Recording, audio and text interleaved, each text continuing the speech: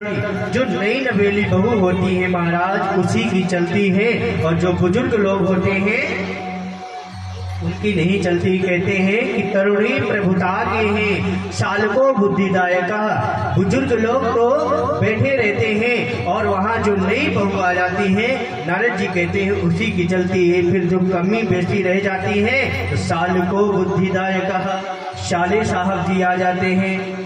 और साले साहब जब सलाह देने के लिए आएंगे महाराज मकान लेना है, बंगला लेना है या गाड़ी लेना है तो पहले साले साहब से सलाह ली जाती है। महाराज कहा जाता है ना, अरे तुम क्या जानते हो, तुम्हारे भाई बंधु क्या, हमारा भाई है ना वो बहुत पढ़ा लिखा है और वही बताएगा, उसको बहुत नॉलेज है। अब महाराज जो पति देव कह दे गलती से कि नहीं देवी हम सलाह नहीं लेंगे तो देवी जी क्रोध में आ जाती है।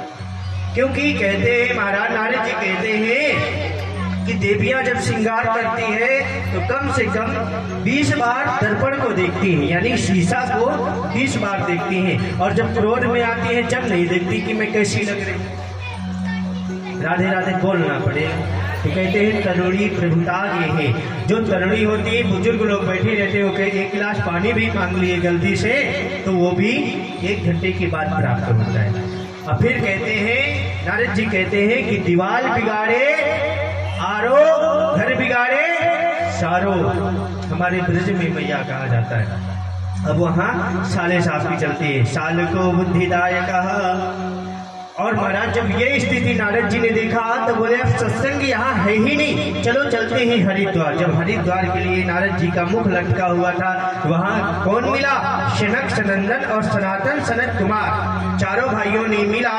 तो नारद जी से पूछा, नारद जी आप तो ऐसा मुख लटकाए हुए हैं जैसा कोई कंजूस व्यक्ति का धन छीन लिया गया हो, जैसे आपकी कुटिया में कोई आग लगा दिया हो, ऐसे आपका मुखमंडल लटका हुआ है। फिर नारद जी ने बताया कि महाराज हम जो है गए और मृत्यु लोक में संत ऐसे हो रहे हैं, ब्रह्मचारी जी महाराज के बालक खेल रहे हैं, मौनी बाबा के आश्रम में शोरगुल हो रहा है। फिर गृहस्थियों के पास गए तो गृहस्थियों में हमने देखा कि वहां तरुणी की चलती है, जो नई नवेली बहू आ जाती है उसकी चलती है, जो कमी बेसी रह जाती है तो साले साहब जी करते हैं। इसलिए मेरा मन खिन्न हो चुका है और मैं हरिद्वार में जा रहा हूँ। इसलिए उन्होंने कहा अरे नारद जी आपको सत्संग कहीं नहीं मिला?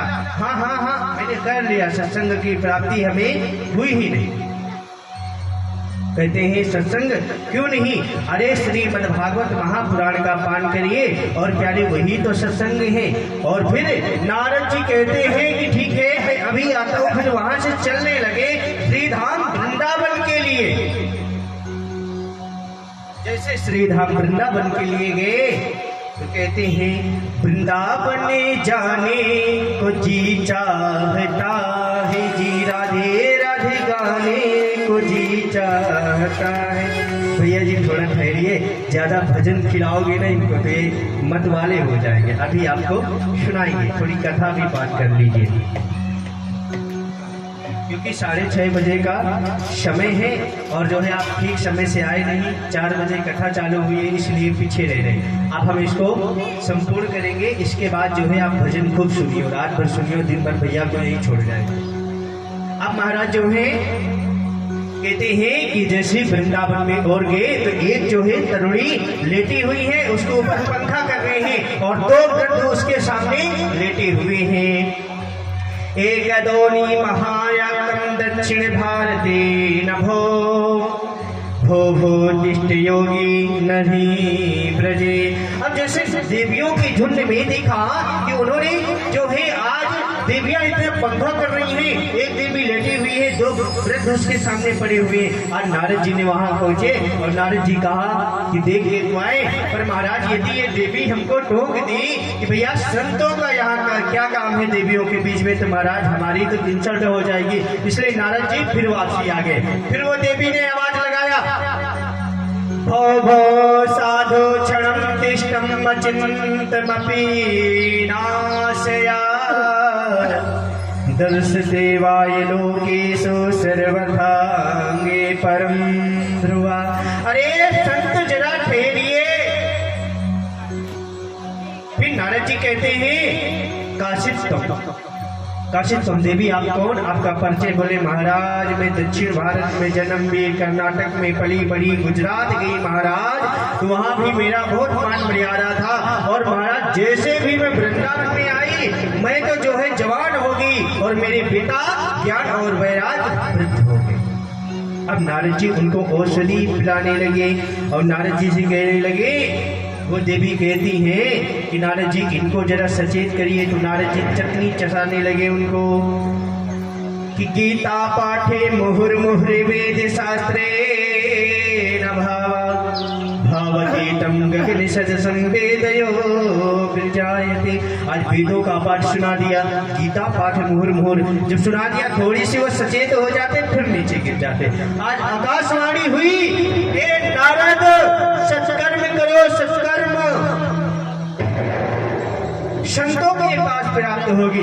अब नारद जी ने इतना सुना तो, पर आज वो देवी कह रही है कि ब्रज के नंदी लाला, राधा जी की सांवरिया, सब दुख दूर हुए जब तेरा नाम लिया। मैया बोलो ब्रज के राधा जी की सांवरिया, सब दुख दूर हुए जब तेरा नाम लिया। हो ब्रज के नंदलाला, राधा जी की सांवरिया, सब दुख दूर हुए जब तेरा नाम लिया। ब्रज के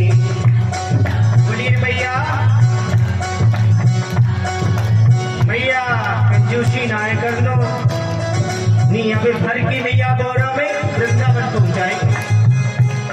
और पापी आदमी वृंदावन भूल ही जाते। हनुमान जी महाराज वही लगे होंगे और वही एंट्री कर पाता है जिसपे हनुमान जी महाराज आज्ञा दे देते हैं। गदा से मार मार के वही पार्क के ही बाहर कई लोग होते हैं महाराज, आ तो जाते हैं पर पंडाल में प्रवेश नहीं कर पाते, इसलिए वो देवी पुकार रही है।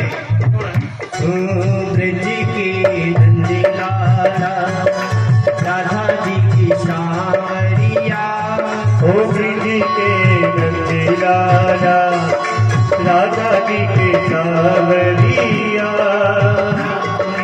सब दुख दूर हुए जब तेरा नाम लिया। प्यारे ब्रज के नंदलाला, ओ राधा जी के सांवरिया, सब दुख दूर हुए जब तेरा नाम लिया।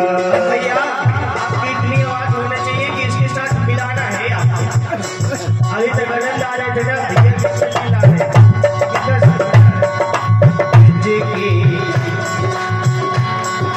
हाथ उठाइए अगर दुख दूर करना है। जैसे भक्ति महाराज का दुख दूर हो रहा है ना, ज्ञान वैराग्य प्राप्त हो रहे थे। भैया राधा जी की सांवरिया, ओ ब्रज के नंदलाला, राधा जी के सांवरिया, दुख दूर हुए जब तेरा नाम लिया।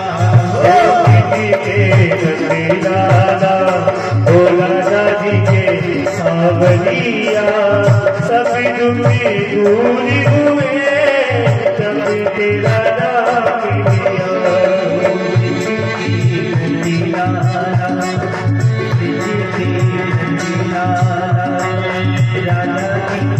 भैया आवाज आवाज लगाओ। वो भैया कह रही है आप लोग माइक लिए हो, मैया अपने दुख से तो दुखी है नहीं और दूसरों के सुख की दुखी है, इसलिए बोलना पड़ेगा। ब्रज के नंदलाला, राधा जी की